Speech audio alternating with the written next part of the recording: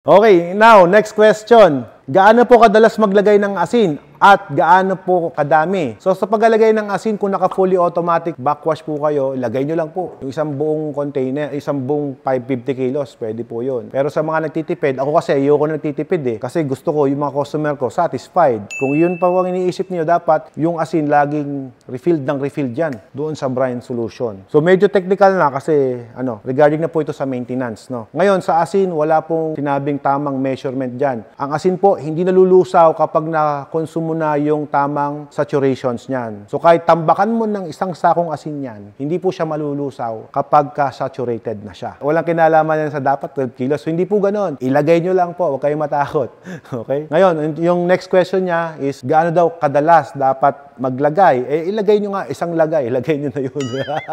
Pag ubos, dilagyan. Kung mauubos naman yan, depending yan kung gaano kaka-frequent nag-cleaning. So yun po yung sagot ko doon. Paano makakabawa sa tapo ng tubig? Siguro regarding to sa reverse osmosis system na kung saan nakikita niya na tumatapon yung tubig, nanghihinayang to sa water source. Baka ganun. Masasagot ko naman dyan, yung tumatapon ng tubig, wag mong tipirin yun. Kasi kaya tumatapon yun dahil yun ang nireject ng reverse osmosis mo. Wala tayong magagawa talaga doon. Yun na yun. Ngayon, kapag tumatapon siya, huwag niyo pong pipigilan. Kasi meron po tayong sinet na required pressure doon sa ating reverse osmosis na membrane. Bigyan ko yun ng sample. Kung naka-ultra low pressure requirement membrane capacity ka, yung tinatawag nating UPL 2011, kasi sa membrane may mga codes eh. Ultra low pressure requirement. Pag sinabing ultra pressure requirement, kahit 100 PSI lang, mag-work na siya ng tama. So yun ang kagandahan doon. Pero malaki ang butas nun. Doon naman sa tinatawag naman natin na high pressurized membrane, 150 PSI naman ang applied doon. So, depending on the brand, depending on the membrane structures or salt rejection, ang dapat na kinoconsider pagdating dyan. So, hindi tayo pwedeng mag-suggest. Okay?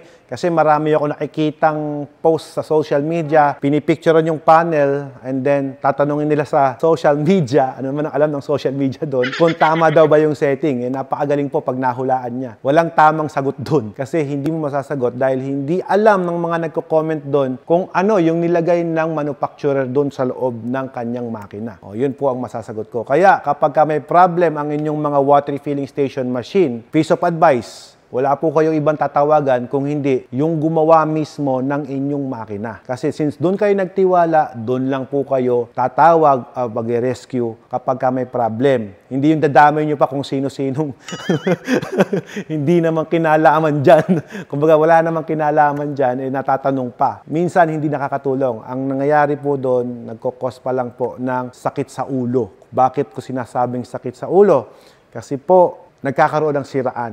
Ganun na nangyayari. Real talk yan. Kaya ang water station business nagiging toxic dahil sa mga ganung klaseng tao. Kumbaga, hindi solusyon ang hinahanap kung hindi kung ano yung kasiraan ng isang manufacturer or individual na gumawa. Hindi natin pwede pakialaman yon. Bakit? Kasi nga, respetuhin natin yung invention nila. Respetuhin natin yung trabaho nila yun eh. So ako mismo, kahit na marami tayong competitor, ang sinasabi ko naman, hanggat maaari, ang kontakin ninyo kung sino po yung pinagkatiwalaan yung manufacturer. Ngayon, syempre, kung dito naman sa Watermax yan, of course, hindi namin tatalikuran yan. Kumbaga, dapat kung ano yung problem, ayusin agad yan. Kaya nga po tayo nag-assign ng after-sales service. Kaya naman tayo, number 1 service provider tayo ng water station machine. So kung may problema, mas maganda directly. Pero again, dito sa amin, hindi po kami robot at hindi po kami 24 hours open. You can call us sa office hour lamang from 8 a.m. to 5 p.m. lamang.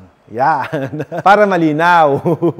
Diba? Pwede po ba sa machine nyo kapag hard water, ang source to soft water? Of course, pwede. Yung machine natin sa Watermax, lahat po kayang i-treat. Kasi po, customized po siya.